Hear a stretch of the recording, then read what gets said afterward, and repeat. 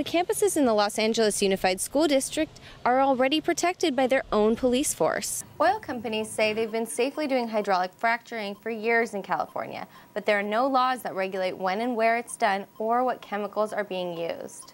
Although many people have at-home gardens, the city of Los Angeles still doesn't allow urban beekeeping. This Victorian mansion is one of the 4 separately themed houses in the Reign of Terror maze. Shelter Hope is run completely on community donation, whether it be helping out inside the shop or simply taking the time to walk the dogs. The fight is on for the 2013 championship, but these players don't need a title to feel like winners.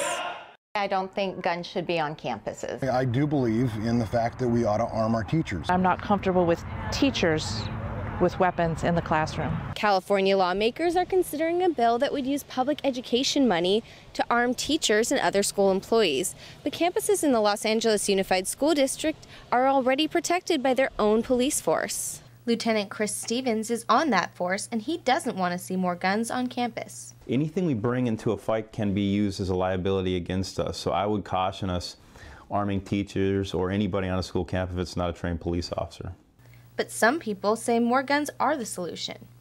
It would limit a situation or slow a situation down and cause less people to get injured if maybe more people were trained and understood the use of carrying a weapon. Elementary school nurse Linda Munster says there are already enough security measures in place. Most schools that I know of, or the schools that my kids have attended, have been closed schools. It means that people need to check in through the office. LAUSD parent Sue Pfeffer has confidence in the armed school police officers. I feel my kids are pretty safe at school. I am pretty comfortable with their school environment. The schools, I think, statistically, are safer than some of the city streets and neighborhoods that our kids live in. And I think the schools are a very safe place. That's what the Los Angeles School Police Department does. That's our business. For now, the Los Angeles Unified School District will be hiring more than 1,000 aides to boost campus security. However, new staff will carry two-way radios rather than guns. In Northridge, this is Hayley Skene for Valley View News. California is experiencing another gold rush. This time it's oil, about a mile below the Earth's surface.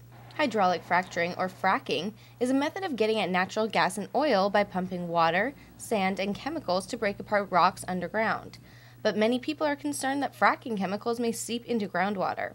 Dave Martin is one of them. There are places where the groundwater, it actually will, when they open the tap, it'll actually burn. And it's because of fracking. But petroleum industry spokesperson Dave Quast says fracking does not pose environmental risks. There's never been a case of water contamination that's been linked directly to hydraulic fracturing, ever, and it's been used more than 1.2 million times in this country since the 1940s. Senator Fran Pavley says that we need to increase regulations on hydraulic fracturing. What's happening to the wastewater that comes after hydraulic fracturing? How is it stored? How do you know? Well, they don't know, because no one's monitoring it. There's actually a lot of regulations in place. In fact, we're lucky in California to live in one of the most environmentally progressive states when it comes to regulation. And there are potential benefits that fracking offers to California. Kern County, where most of the fracturing is going on, it's about jobs. They want hydraulic fracturing.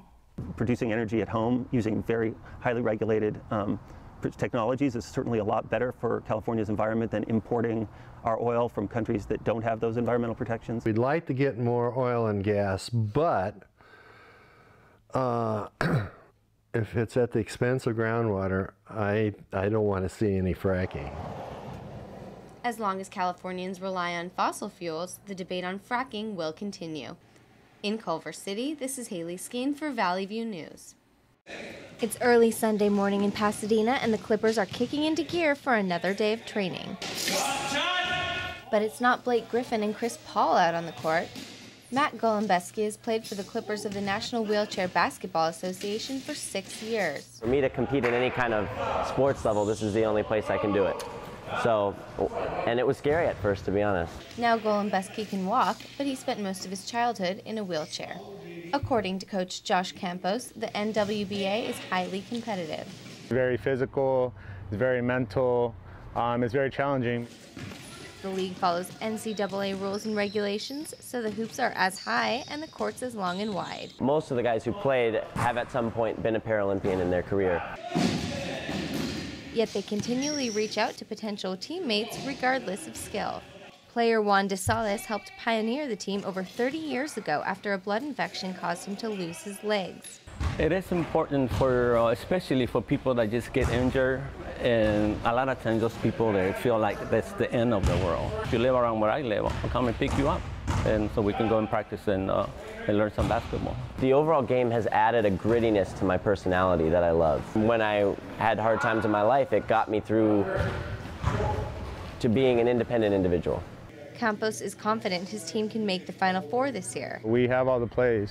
It's just a matter of knowing how to work it in your chair. The fight is on for the 2013 championship, but these players don't need a title to feel like winners. It's not about winning all these games, like traveling across the country, which is great. It's just about the grit. In Pasadena, this is Hayley Skene for Valley View News. Rob McFarland has a passion for honeybees, and these are not good times. Bees are in real trouble. 1/3 of all honeybee colonies have disappeared in just the past few years. Rob and his wife started a nonprofit organization called Honey Love, and he wants to get the word out about beekeeping at home. The more people that we make this subject accessible to, the sort of better off honeybees will be. We need the honeybee to pollinate these gardens that we enjoy at home, but in Los Angeles, it's still illegal to keep bees at home. There are about 10 honeybee colonies per square mile in Los Angeles. There's a lot of bees here, but they're living in our walls, our birdhouses, our water meters and stuff. So by allowing beekeepers in the urban environment, we're able to manage these feral colonies.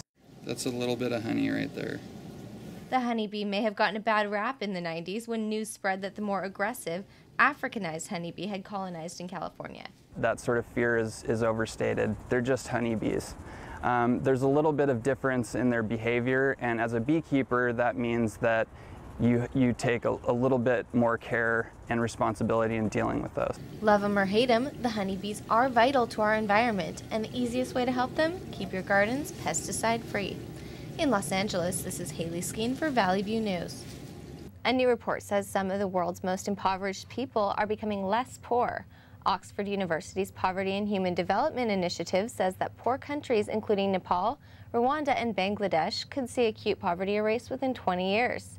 And yet they still almost gave it away. On the final play, Smith got the ball down low, but Steve Blake stole it to seal the victory. The LAUSD has announced plans to hire more than 1,000 aides to boost campus security.